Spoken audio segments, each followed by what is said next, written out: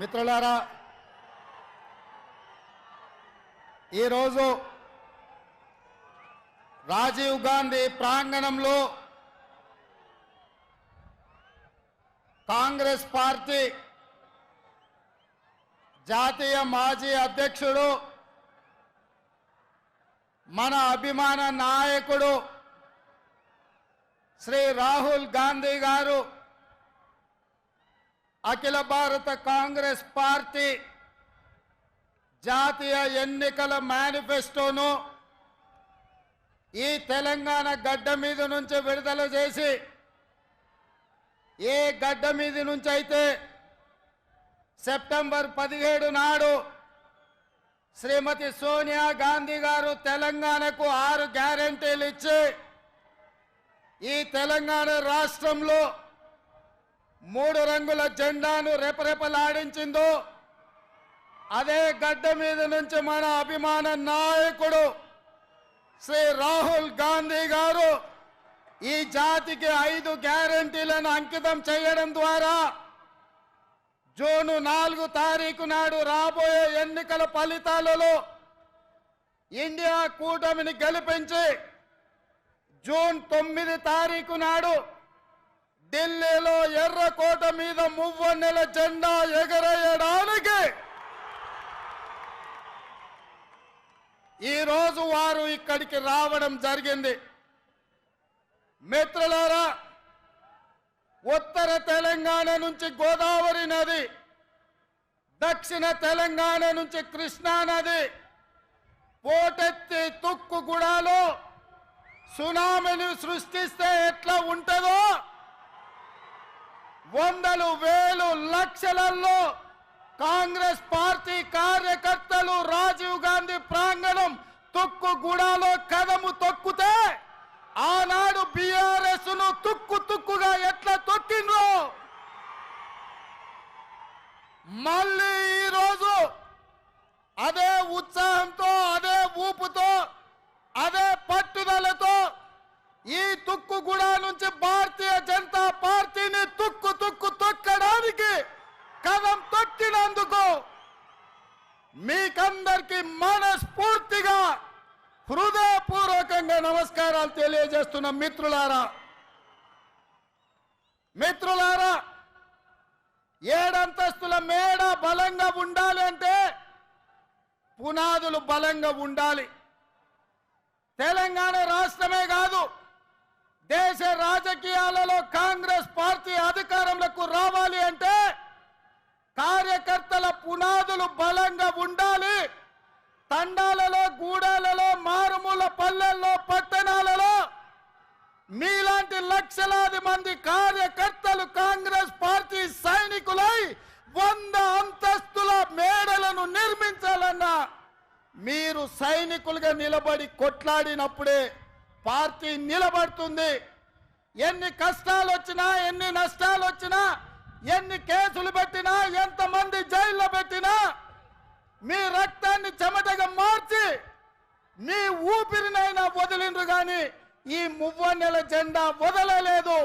మీ శ్రమతోనే, మీ కష్టంతోనే, మీ త్యాగంతోనే ఈ తెలంగాణ రాష్ట్రంలో ఇందిరమ్మ రాజ్యం ఏర్పడ్డది. ఇందిరమ్మ రాజ్యంలో సోనియమ్మ ఇచ్చిన సంక్షేమాలు 6 గ్యారెంటీలను ఇవాళ మనం అమలు చేస్తున్నాం. సోదరులారా, ఇవాళ మిత్రులారా, ఈ తెలంగాణ స్ఫూర్తితో, ఈ వైబ్రెంట్ తెలంగాణ నినాదంతో జాతీయ స్థాయిలో నరేంద్ర మోడీ గారు ఏదైతే గుజరాత్ మోడల్ అంటుండో, గుజరాత్ మోడల్ మీద వైబ్రెంట్ తెలంగాణ ఆధిపత్యాన్ని చూపిస్తుంది, అభివృద్ధి పదం వైపు ఈ దేశాన్ని నడిపిస్తుందని ఈ సందర్భంగా సవినయంగా తెలియజేస్తున్న మిత్రులారా, ఇవాళ ఆలోచన చేయండి. భారతీయ జనతా పార్టీ వాళ్ళు మాకు అవకాశం ఇవ్వండి అంటారు. నేను అడుగుతున్న భారతీయ జనతా పార్టీ నాయకులను, 10 సంవత్సరాల నుంచి మీ పార్టీ, మీ నాయకుడు నరేంద్ర మోడీ గారు ఈ దేశంలో ప్రధానమంత్రిగా ఉన్నాడు. నిరుద్యోగ యువకులకు ప్రతి సంవత్సరం 2 కోట్ల ఉద్యోగాలు ఇస్తా అన్నారు. 10 ఏళ్లలో 20 కోట్ల ఉద్యోగాలు ఇవ్వాలి. మరి ఇవాళ నేను అడుగుతున్న సిగ్గులేని కిషన్ రెడ్డిని పార్లమెంటులోనే ప్రశ్న అడిగితే 7,21,000 ఉద్యోగాలు మాత్రమే ఇచ్చినామని భారత ప్రధానమంత్రి నరేంద్ర మోడీ గారు సమాధానం ఇచ్చారు. 20 కోట్ల ఉద్యోగాలు ఇస్తానే 7 లక్షల ఉద్యోగాలు ఇచ్చినందుకు ఇవాళ నరేంద్ర మోడీకి ఓటేయాలనా నేను అడుగుతున్నా.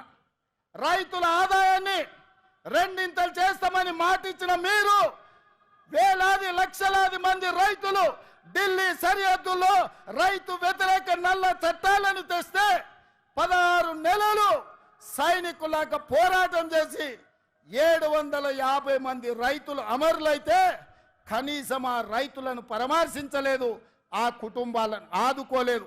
రైతులను చంపినందుకు భారతీయ జనతా పార్టీకి ఇవాళ ఓటేయాలనా నేను అడుగుతున్నా.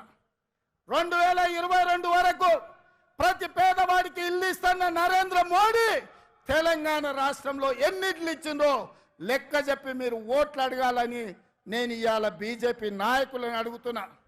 ఇవాళ నరేంద్ర మోడీ గారు మతాల మధ్యలో చిచ్చు, ప్రాంతాల మధ్యలో చిచ్చు, భాషల మధ్యలో చిచ్చు, ఇవాళ వరకు చిచ్చు పెట్టి విభజించి ఇప్పటి వరకు అధికారం నిలబెట్టుకున్నాడు. ఇక ఇప్పుడు దేశాన్నే విభజించి చిచ్చు పెట్టి 3వసారి అధికారం రావాలని కుట్ర చేస్తుండు.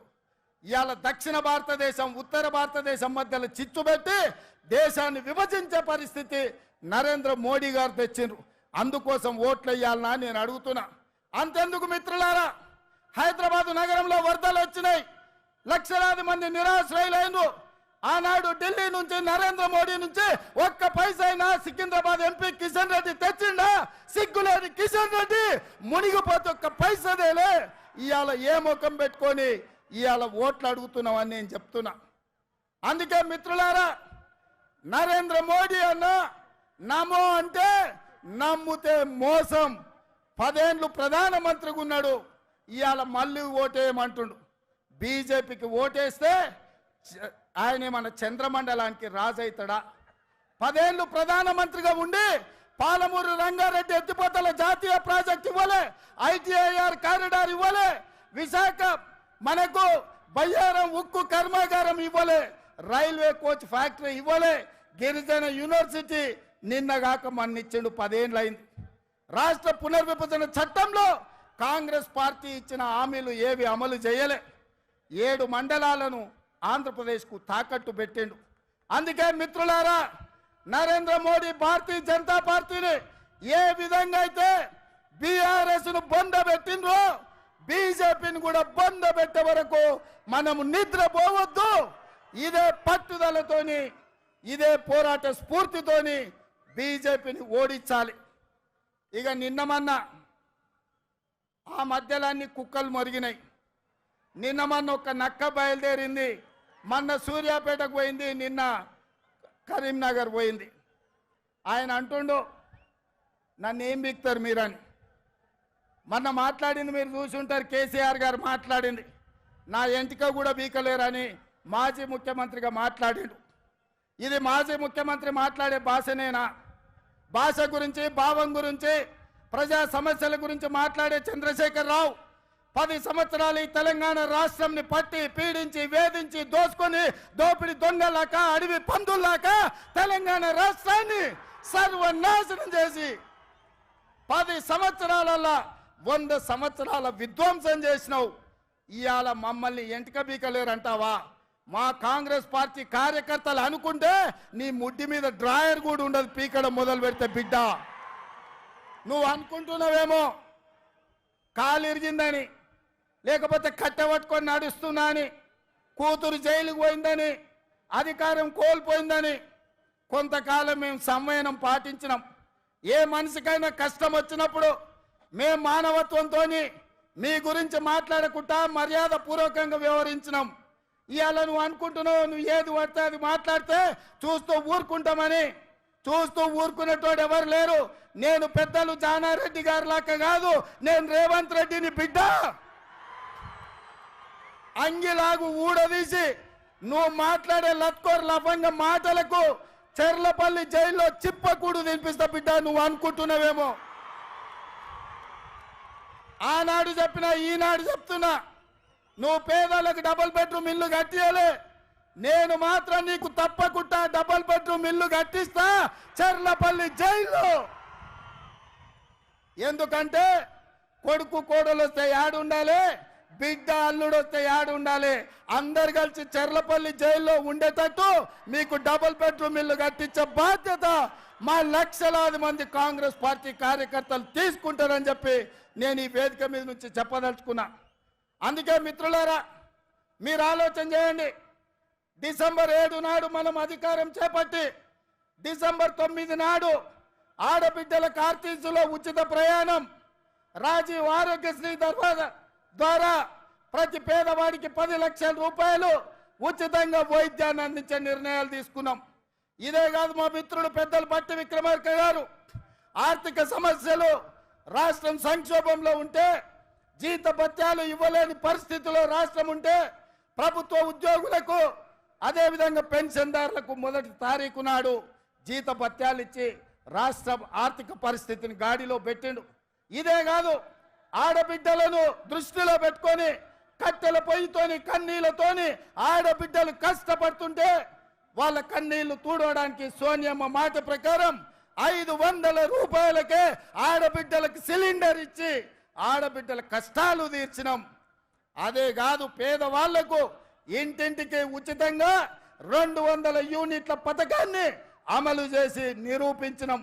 ఇదే కాదు, ఇవాళ చంద్రశేఖరరావు గారిని నేను అడుగుతున్నా, ఆనాడు పల్లెల్లో, తండాలలో, గూడాలలో ఇందిరమ్మ ఇండ్లు 25 లక్షలు మేము కట్టించినాం. మా కోమటిరెడ్డి ఎంకన్నా చెప్తున్నాడు, ఇందిరమ్మ ఇండ్ల గురించి నువ్వు చెప్పాలి అని. మిత్రులారా, నేను ఇవాళ అడుగుతున్నా, 10 ఏళ్ళ సన్నాసి కట్టించిన, సోయిలేని ప్రభుత్వం కట్టించిన డబుల్ బెడ్రూమ్ ఇండ్లు ఎన్ని ఉన్నాయి? ఇవాళ మనం 4.5 లక్షల ఇందిరమ్మ ఇండ్లు 22,500 కోట్లతో ఖమ్మం జిల్లాలో మిత్రుడు పొంగులేటి శ్రీనివాసరెడ్డి ఆ శాఖలో మనం పనులు ప్రారంభించుకున్నాం. లక్షలాది ఇందిరమ్మ ఇండ్లు కట్టించే బాధ్యత మాది. నేను అందుకే ఇవాళ సవాలు విసురుతున్న చంద్రశేఖరరావుకు, డబుల్ బెడ్రూమ్ ఇండ్లు కట్టించిన ఊర్లలో నువ్వు ఓట్లాడుకో, ఇందిరమ్మ ఇండ్లు ఉన్న ఊర్లలో మేము ఓట్లు అడుగుతాం, మీకు డిపాజిట్లు వస్తే చూసుకుందామని చెప్పి నేను సవాలు విసురుతున్నా. అందుకే మిత్రులారా, ఇవాళ ఈ రాష్ట్రంలో జరగబోయే ఎన్నికలు నేను ఒక్క మాట ఈ వేదిక మీద నుంచి సూటిగా నరేంద్ర మోడీ, కల్వకుంట్ల చంద్రశేఖరరావుకు విసిరదలుచుకున్నా. నేను, నా మిత్రులు, నా సహచర మంత్రివర్గం 100 రోజుల్లో మా పరిపాలన మీ ముందల పెట్టినాం, మా పాలసీలు మేము అమలు చేసినాం. ఇవాళ నేను అడుగుతున్న మిత్రులారా, 100 రోజుల్లో మేము మంచి పాలన ఇస్తే, సంక్షేమ పథకాలు అమలు చేస్తే, 6 గ్యారంటీలు అమలు చేయడానికి చిత్తశుద్ధితో ప్రయత్నం చేస్తే తెలంగాణ రాష్ట్రంలో మమ్మల్ని 14 సీట్లలో గెలిపించండి. ఒకవేళ మా పాలన సరిగ్గా లేకపోతే మాకు ఓటు ఇవ్వాలనో లేదో మీరు ఆలోచన చేయండి. మేము ఈరోజు నిజాయితీగా కడుపు కట్టుకొని కష్టపడి రోజుకు 18 గంటలు నిరంతరం కష్టపడి ఇవాళ 6 గ్యారెంటీలను అమలు చేసి ఇవాళ మీ ముందుకు వచ్చినాం.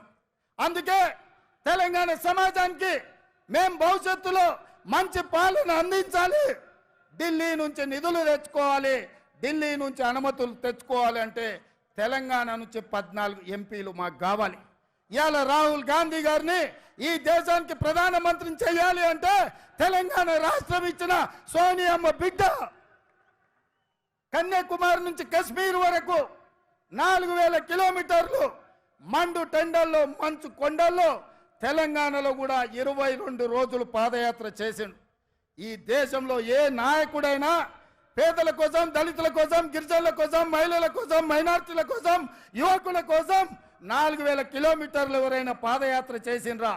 మన నాయకుడు రాహుల్ గాంధీ గారు మండు టెండల్లో, మంచు కొండల్లో కన్యాకుమారి నుంచి కశ్మీర్ వరకు పాదయాత్ర చేసి పేద ప్రజలకు అండగా నిలబడ్డాడు.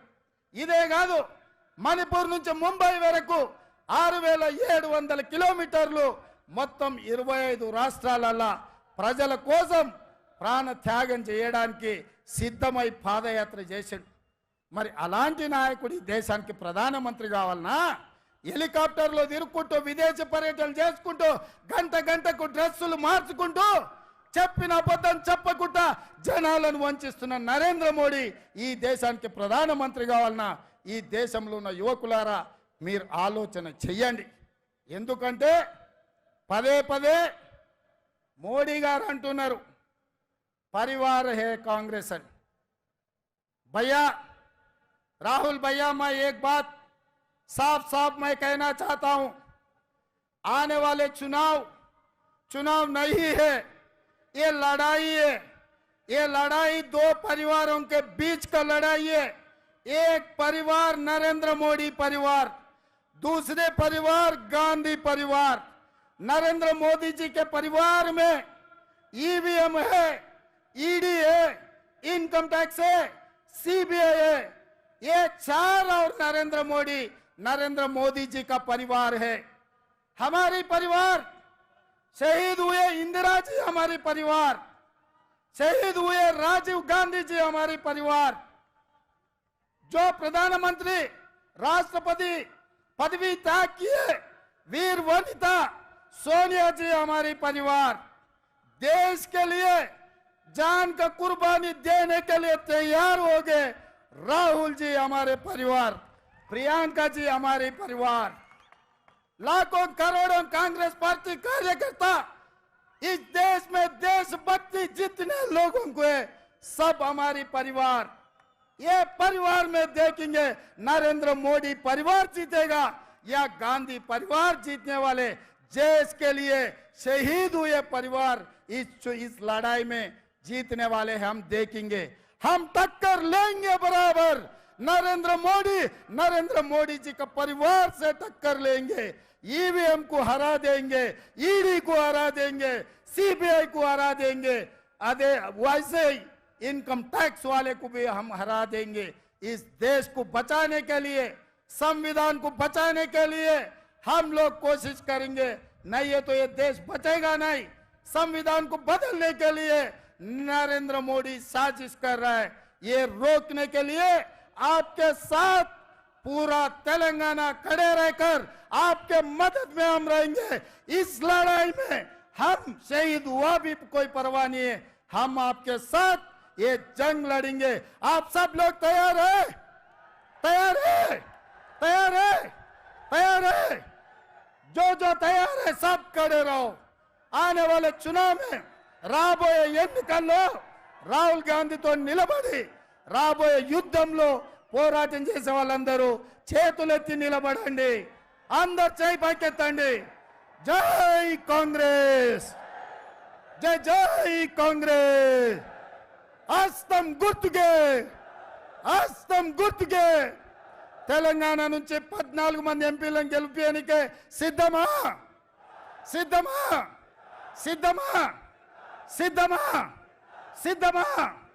జై కాంగ్రెస్, జై కాంగ్రెస్.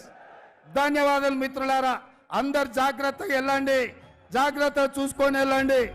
పాట పెట్టండి అట్లే.